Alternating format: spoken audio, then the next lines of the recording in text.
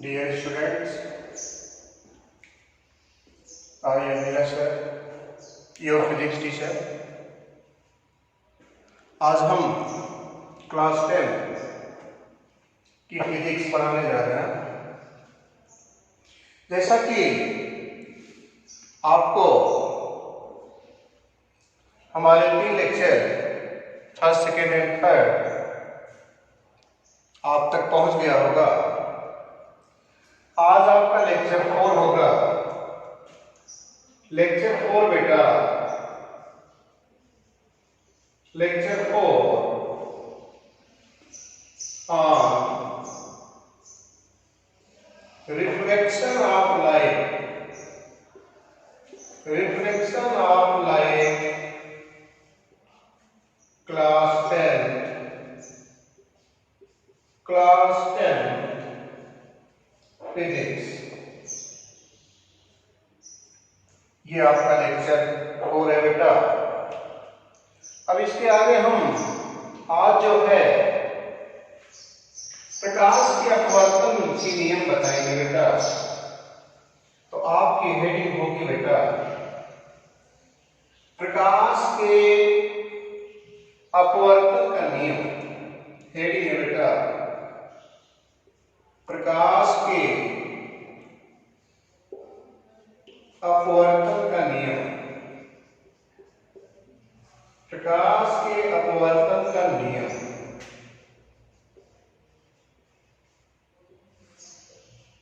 Laws of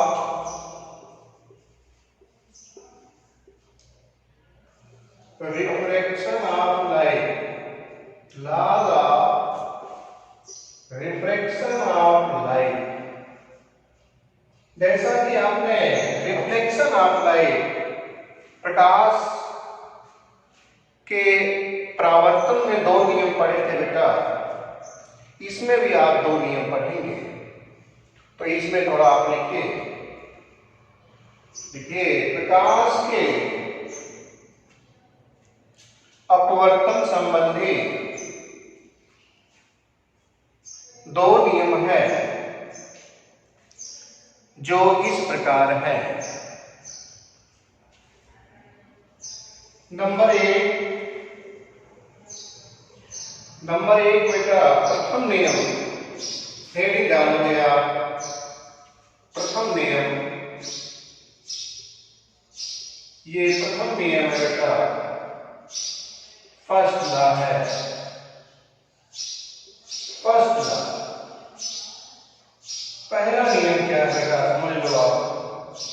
ये आपकी boundary है बेटा। ये नॉर्मल जिसको हम अभिलंब कहते हैं, ये नॉर्मल है। सपोज बेटा ये आयम है, रेयर मीडियम है, और ये आपका डेंसर मीडियम है। ये विरल माध्यम है और सघन माध्यम है बेटा।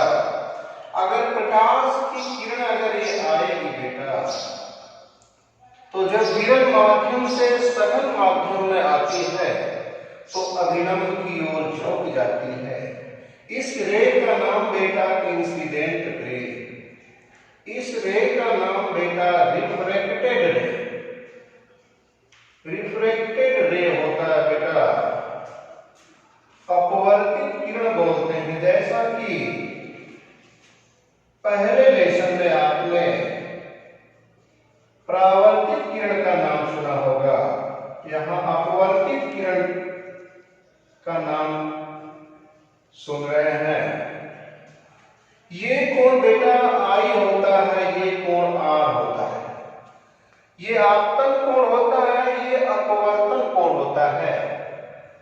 अब पहला नियम क्या है बेटा, ये आपतित किरण और अपवर्तित किरण और अभिलंब तीनों एक ही तल में होते हैं। तीनों एक ही तल का मतलब ऐसे बेटा, या प्रयोगशाला में अगर हम देखेंगे, प्रयोगशाला में अगर हम देखेंगे कि ये तीनों जो है एक सीधी रेखा में दिखाई देंगी। इसी को कहा जाता है कि तीनों एक ही प्लेन में होते हैं, तीनों एक ही तल में होते हैं, एक सीधी रेखा में दिखाई देंगे। अगर प्रयोगशाला में देखा है तो समझ में आ गया होगा। आप लिखें इस नियम के अनुसार आपतित किरण अपवर्तित किरण तथा अभिलंब तीनों एक ही तल में होते हैं। तीनों एक ही तल में होते हैं। यदि इनको प्रयोगशाला में प्रयोग करके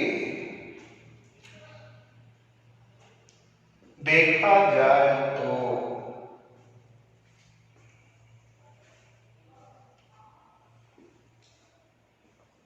तीनों एक सीधी रेखा में दिखाई देने लगते हैं। आप इसको नोट करेंगे बेटा, नोट कर लिए होंगे।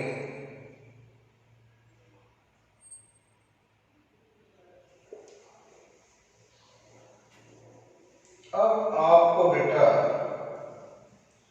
दूसरा नियम पढ़ाया जाएगा। दूसरा नियम में आप हेडिंग डालेंगे स्नेल का नियम। वेरी वेरी इंपॉर्टेंट, स्नेल का नियम। जैसा कि हमने पहले लेक्चर में इसकी चर्चा की थी, स्नेल्स लॉ। स्नेल्स लॉ बेटा, स्नेल्स लॉ में बताना है दूसरा नियम। स्नेल्स लॉ ऐसे बेटा, ये आपकी बाउंड्री है।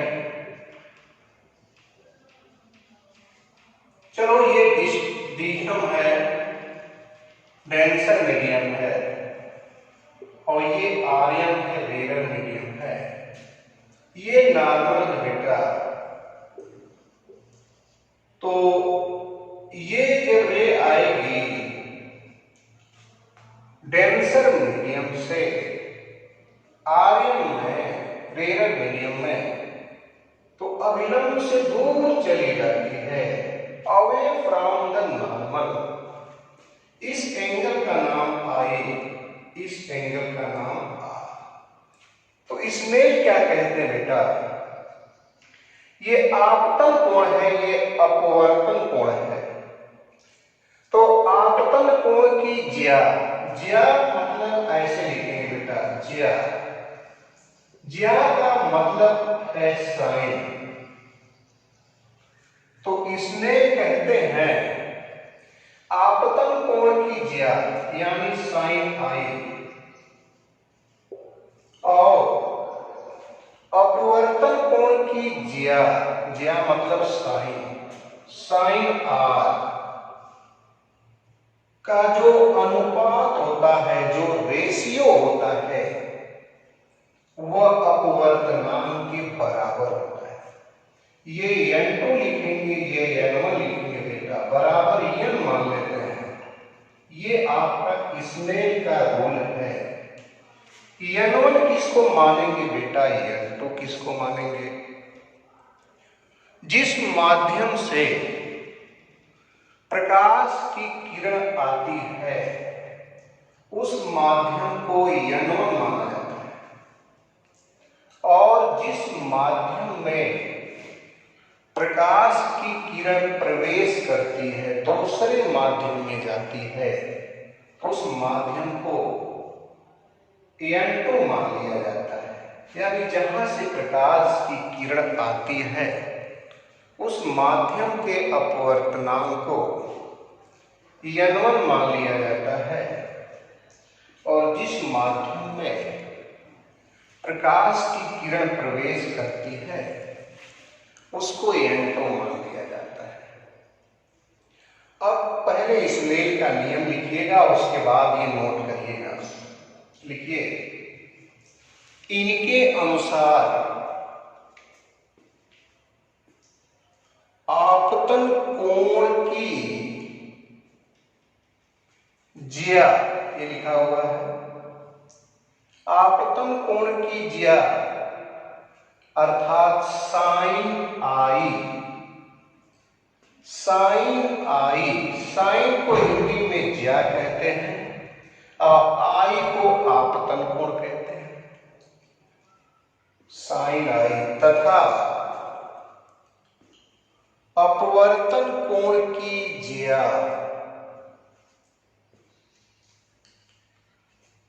साइन आर का अनुपात नियत या अपवर्तनांक के बराबर होता है। नियत या अपवर्तनांक के बराबर होता है। ये स्नेल का नियम हो गया, आप इसको नोट करेंगे।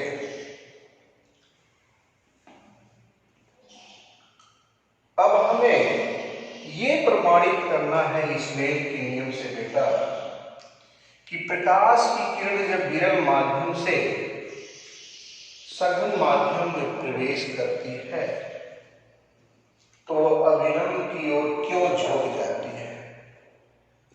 तो इसको प्रमाणित करना है। पहले आप नोट लिखिएगा।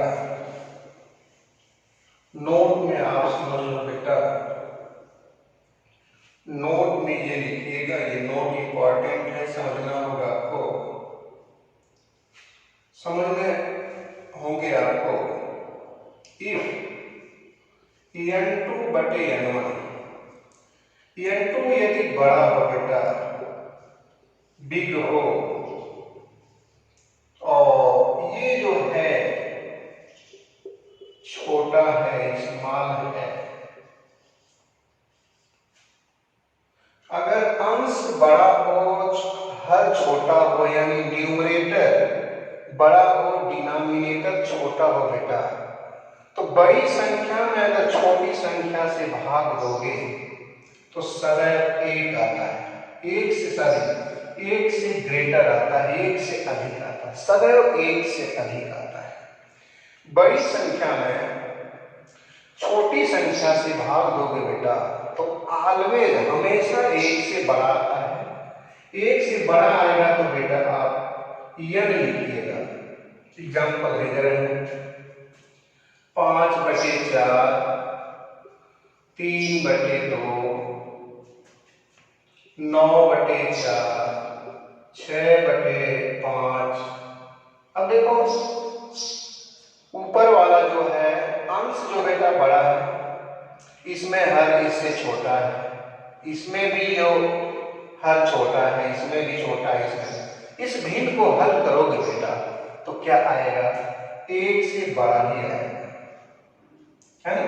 तो बड़ी संख्या में छोटी संख्या से भाग दोगे बेटा तो सदैव एक से बड़ा आता है, और एक से जब बड़ा आएगा बेटा तो उसको n लिखना, n करके लिखना। इसी का उल्टा होगा बेटा,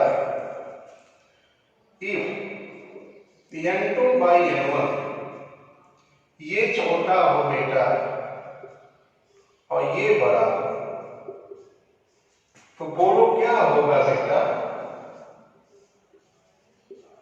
तो छोटा में बड़ा से भाग देंगे तो ऑलवेज जो है हमेशा एक से छोटा आएगा। एक से छोटा आएगा तो 1/n लिखना।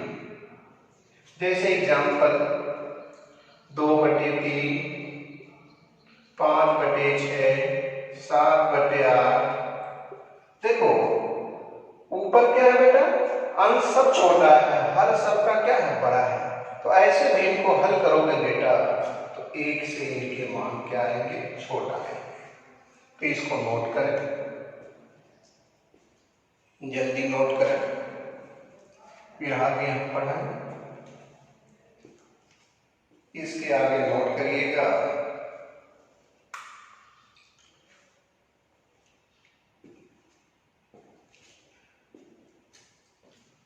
तो बेटा क्या मिला, बड़ी संख्या में अगर हम छोटी संख्या से भाग दे रहे हैं तो उसका मान 1 से बड़ा आ रहा है। 1 से जब बड़ा आएगा बेटा तो उसको n लिखना। और जब छोटी संख्या में अगर हम बड़ी संख्या से भाग दें तो उसका मान लेस देन 1 छोटा आएगा, उसको आप लिखोगे 1/n। भिन्न करके लिखोगे तभी ना छोटा होगा। जैसे 1/2 आ गया, 1/3 आ गया, 1/4 आ गया। ये सब क्या है? 1 से क्या है बेटा? छोटा। इसमें हल करोगे बेटा, सपोज 2 आ गया, 3 आ गया, 4, ये सब क्या है? 1 से बड़ा है। तो बड़ी संख्या में छोटी संख्या से भाग दोगे बेटा तो ये ग्रेटर, किससे ग्रेटर? 1 से ग्रेटर आएगा, 1 से बड़ा आएगा, उसको आप n से लिखना। जैसे अगर ऊपर वाला किसी भिन्न का, किसी फ्रैक्शन का अंश न्यूमरेटर छोटा हो, डिनोमिनेटर यानी हर बड़ा हो, तो उस भिन्न को, उस फ्रैक्शन को सॉल्व करोगे, हल करोगे तो सदैव 1 से छोटा आएगा। और 1 से छोटा आएगा बेटा तो 1/n करके लिखना, जैसे हमने एग्जाम्पल दिया है ना? तो आप लिख लिए होंगे।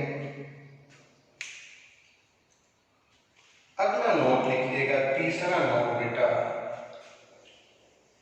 तीसरा नोट समझ लीजिए और पहले लिख लीजिए।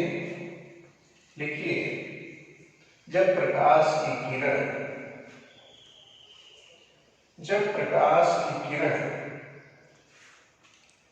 विरल माध्यम से सघन माध्यम में, फिर से सुन लें, जब प्रकाश की किरण विरल माध्यम से सघन माध्यम में प्रवेश करती है तब वह अभिलंब की ओर झुक जाती है, bend towards normal, bend towards normal. अब इसको हम प्रूफ कर रहे हैं बेटा, आपको प्रूफ लिखना होगा। पहले लेक्चर में हमने इसको सिद्ध किया था, लेकिन वीडियो साफ नहीं आया था, कुछ हिस्सा इसका कट गया था बेटा, उसी हिस्से को हम बता रहे हैं। आप इसको पुनः जो है नोट बना लेंगे। तो हम प्रूव करने जा रहे हैं बेटा, आप समझ लो। ये बेटा आपकी बाउंड्री है, हमको आर्यन से आना है। किसमें आना है? डीएम। आर्यन का मतलब रेयर मीडियम, डीएम का मतलब डेंसर मीडियम। इसकी हिंदी है विरल माध्यम, इसका सर। जिस मीडियम से आते हो बेटा, प्रकाश की किरण आती है, उसके अपवर्तनांक को n1 मान लेना। और जिस माध्यम में प्रकाश की किरण प्रवेश करेगी, जाएगी, उसको बेटा n2 मान लेना। n1 n2 है क्या? यह एक अपवर्तनांक है, रिफ्रैक्टिव इंडेक्स है। चलो आप देख लो, सपोज यहाँ एयर है, इस वाले में वाटर है, तो एयर से वाटर में प्रकाश आएगा बेटा, तो कौन विरल है, कौन सघन है, इसको हम बता दे रहे हैं आपको। ये बाउंड्री की बेटा एयर का अपवर्तनांक हमने बताया था बेटा, लगभग अप्रॉक्सीमेटली लगभग 1 होता है। ये लगभग का चिन्ह है। वाटर का कितना होता है बेटा? 1.33। तो जिसका रिफ्रैक्टिव इंडेक्स, जिसका अपवर्तनांक ज्यादा होगा, वह सघन माध्यम होगा, और जिसका अपवर्तनांक कम होगा बेटा, वह विरल माध्यम होगा।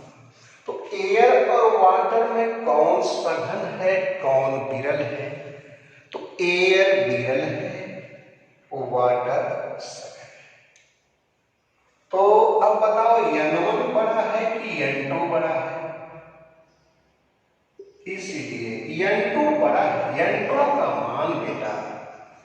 1.33 है। तो n2 बड़ा है, ग्रेटर किससे? n1 से। ये n1 से बड़ा है, यानी क्योंकि n2 ग्रेटर देन n1, तो n2 n1 से बड़ा है। ये ग्रेटर का चिन्ह है बेटा। ये नॉर्मल खींच लीजिएगा। अब हम प्रूव करने जा रहे हैं बेटा। ये लाइट की रे आ रही है, आने दीजिए, इंसिडेंट रे है बेटा। ये आपतन कोण है। अब यहां झुक जाएगी कि नॉर्मल से दूर चली जाएगी। अभी हम इसका फिगर, इसका चित्र नहीं बनाएंगे। जब हम प्रूव कर लेंगे, सिद्ध कर लेंगे, तब इसका हम फिगर बनाएंगे बेटा। अभी इसी तरह फिगर रखने दीजिए। अब हम प्रूव करने जा रहे हैं। तो अकॉर्डिंग, अकॉर्डिंग माने अनुसार, according to Snell's law, Hindi में हुआ स्नेल के नियम से। अकॉर्डिंग माने से, अकॉर्डिंग टू माने से, यानी स्नेल के नियम से। तो स्नेल का नियम क्या है बेटा? साइन आई बटे साइन आर बराबर n2 बटे n1 बराबर n। तो ये तीनों को ऐसे लिख सकते हैं बेटा, लेकिन हमें सिर्फ इतने का प्रयोग करना है। इतना लिख करके हम हल करेंगे तो आपका ये प्रूफ हो जाएगा। इसको रहने दीजिए, इसको हल करने के बाद ये आएगा। तो सिर्फ हम इन दोनों को लेकर चल रहे हैं। कभी कभी इसको भी लेकर चलेंगे आगे चल करके, लेकिन हमको इसी की आवश्यकता है, इन दोनों की आवश्यकता है, इसीलिए हम इन दोनों को लिया। तो आगे लिखना बेटा, साइन आई, साइन आई बटे साइन आर बराबर n2 बटे n1। देखिए n2 बड़ा है बेटा, ये बड़ा है, ये क्या है बेटा? छोटा। तो बड़ा में छोटा से भाग दोगे बेटा तो क्या आएगा? हमने इसके पहले नोट में बताया है बेटा, बड़ा में अगर अंश बड़ा हो और हर छोटा हो, न्यूमरेटर बड़ा हो, डिनोमिनेटर छोटा हो बेटा, तो इसको हल करेंगे तो सदैव एक से बड़ा आता है। ये एक से बड़ा है बेटा, सदैव। ये ग्रेटर का चिन्ह है, ग्रेटर माने बड़ा। अब बेटा क्या करना, इसको न लिखना, आप इसको अब मत लिखिएगा। इस पूरे का मतलब हो गया बेटा, बराबर भी मत लिखिएगा, ये बराबर लिखा गया है। इस पूरे का मतलब हो गया बेटा। अब जो आपने लिखा है, अब ये अंतर का सब हटा दीजिए, सब हटा देंगे बेटा। तो लिखोगे साइन आई अब बटे साइन आर, इस सब को हटा दीजिए। सबका मतलब, सबका अर्थ ये आया है। तो जब इन सबको हटा देंगे तो ये बराबर भी हट गया, अंदर का भी हट गया, तो ये मिला ग्रेटर, ये मिला 1। अब तिर्यक गुणा कर दो बेटा, तिर्यक तिरछे गुणा कर दो। तो साइन आर का एक में गुणा होगा, मल्टीप्लाई होगा, तो तिर्यक गुणा कर दो बेटा। तो तिर्यक गुणा करोगे तो साइन आई ग्रेटर रहेगा बेटा। साइन आर का एक में गुणा कर दो तो साइन आर हो जाएगा। साइन साइन से हटा दो बेटा, काटना मत, साइन साइन को हटा दो तो साइन और ये साइन हट गया बेटा, इसलिए आई ग्रेटर आर। तो यहां आई का मान बेटा आर से बड़ा हो गया।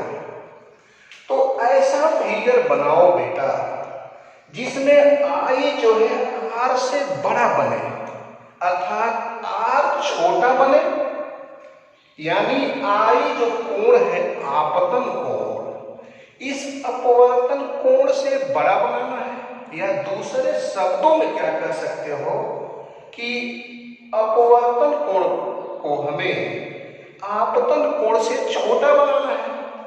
अगर ऐसे बना दोगे बेटा तो ये बिल्कुल गलत हो जाएगा। ये जितना कोण है उतना ही कोण यह भी होगा, इसलिए ये गलत होगा। अगर आप ऐसे बना दोगे तब भी गलत हो गया, ऐसे बना दिए तो तब भी तो गलत है। क्यों गलत है? यहां r जो है i से बड़ा हो गया, लेकिन जो हमने सिद्ध किया है उसमें i जो है r से बड़ा होना चाहिए, लेकिन ये तो उल्टा है। यहाँ पे r बड़ा है i से, तो यह भी गलत हो गया बेटा। तो सही क्या हो सकता है प्यारे बच्चों? तो मैं तो समझता हूं सही ये फिगर बनेगा, ये सही फिगर है। कैसे सही फिगर है बेटा? यहां r का मान i से क्या हो गया? छोटा हो गया, या कह सकते हैं दूसरे शब्दों में कि i का मान इस r से क्या है? बड़ा है। देखिए प्रूव हो गया ना। यानी प्रकाश विरल माध्यम से सघन माध्यम में प्रवेश करती है तो अभिलंब की ओर झुक जाती है। अभिलंब की ओर झुक गई है, बेंड टुवर्ड्स नॉर्मल, अभिलंब की ओर झुक गई है, यानी विरल माध्यम से सघन माध्यम की ओर आने पर। तो इस प्रकार आज का लेक्चर यही पे समाप्त होता है, और आप सभी बच्चों को अच्छे स्वास्थ्य, अच्छे भविष्य की हार्दिक शुभकामनाएं। धन्यवाद। आप इसको नोट कर लें।